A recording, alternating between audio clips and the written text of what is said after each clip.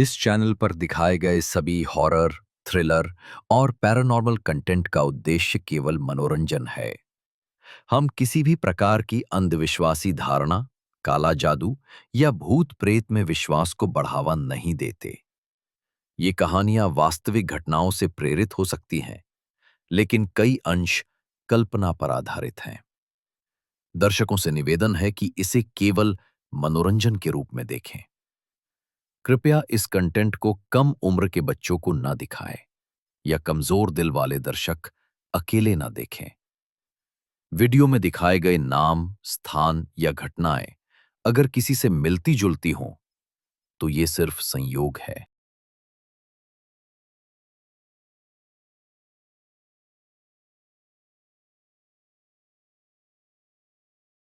साल 1962 में अमेरिका का दिखने में साधारण पर भीतर से रहस्यमय शहर डेरी एक बार फिर अपने अंधेरे चक्र की तरफ बढ़ रहा था। शहर की गलियों में, स्कूलों के बाहर और यहां तक कि पार्क की बेंचों पर भी लाल गुब्बारे अचानक नजर आने लगे। लोग इन्हें बच्चों की शरारत समझकर नजरअंदाज करते रहे, लेकिन बच्चों ने बताया कि गुब्बारे किसी अदृश्य हाथ द्वारा उड़ते हुए आते हैं और हवा के विपरीत दिशा में भी स्थिर रहते हैं। इसी दौरान तीन किशोर, एलेनर, रिच और मार्विन, अपने करीबी दोस्त टॉमी के रहस्यमय ढंग से गायब होने से सदमे में थे। टॉमी आखिरी बार बारिश के दौरान सड़क किनारे वाले नाले के पास खेलता देखा गया था। वहां उसका चमकदार लाल रेनकोट मिला, मिट्टी से सना हुआ, लेकिन टॉमी जैसे हवा में घुल गया हो। उसके माता पिता रो रो कर बेहाल थे, लेकिन पुलिस इसे स्लिप एंड फॉल का केस बताकर चुप्पी साधे बैठी थी। उसी रात एलेनर ने अपने घर के बेसमेंट से किसी अजीब सी आवाज सुनी। आवाज किसी बच्चे की तरह लग रही थी। फिर धीरे धीरे वह आवाज एक खौफनाक फुसफुसाहट में बदल गई। You'll float too. डर से कांपती एलेनोर ने बेसमेंट का दरवाजा थोड़ा खोला तो एक सफेद, लंबा, पतला हाथ दरार से अंदर सरकता दिखाई दिया। वह चीखती हुई पीछे हटी और जब परिवार नीचे आया, वहां सिर्फ एक गीला लाल गुब्बारा पड़ा था जो धीरे धीरे फट रहा था, मानो उसके अंदर कोई गर्म सांस भरी हो। अगले दिन एलेनर की दादी ने एक पुराना राज खोला। उन्होंने बताया कि डेयरी शहर पर कोई प्राचीन अभिशाप मंडरा रहा है। पिछले 100-150 सालों में हर 27 साल बाद बच्चे रहस्यमय तरीके से गायब होते आए हैं। और अजीब बात यह है कि शहर के लोग इन घटनाओं को कुछ दिनों में भूल भी जाते हैं, मानो शहर खुद उनके दिमाग से यादें मिटा देता हो। दादी की बातों ने तीनों दोस्तों के दिल में डर के साथ साथ संदेह भी भर दिया, लेकिन रिच को अगले ही दिन उसका जवाब मिल गया। वह स्कूल से घर लौट रहा था, तभी नाले की ग्रिल के अंदर से कोई चमकती हुई चीज दिखाई दी। वह झुककर देखने लगा, तभी अंधेरे में से एक सफेद चेहरा बाहर उभरा। लाल नाक, चौड़ी पेंट की हुई मुस्कान और पीली चमकती आंखें। यह था पेनीवाइज द डांसिंग क्लाउन। उसकी मुस्कान इंसानों जैसी नहीं थी, बल्कि किसी शिकारी जानवर जैसी थी जो अपने शिकार को देखकर खुशी महसूस करता है।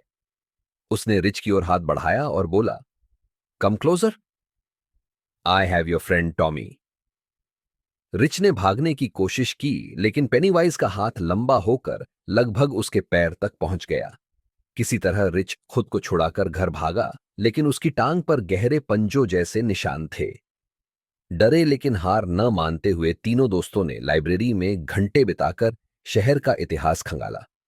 उन्हें पुराने अखबारों की कतरनों और तस्वीरों में एक ही पैटर्न मिला।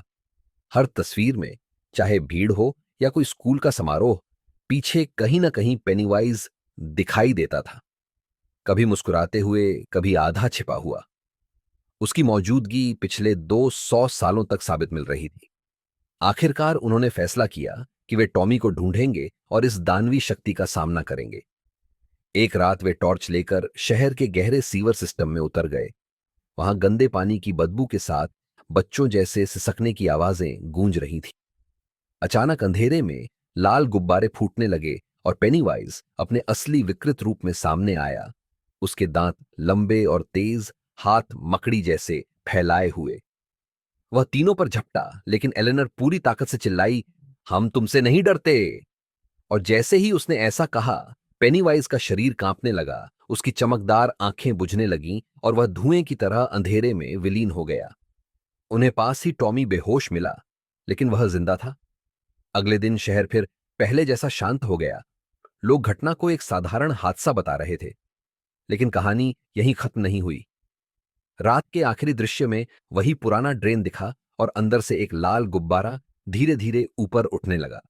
दूर से पेनीवाइज की धीमी, सर्द कर देने वाली आवाज आई, सी यू इन 27 ईयर्स।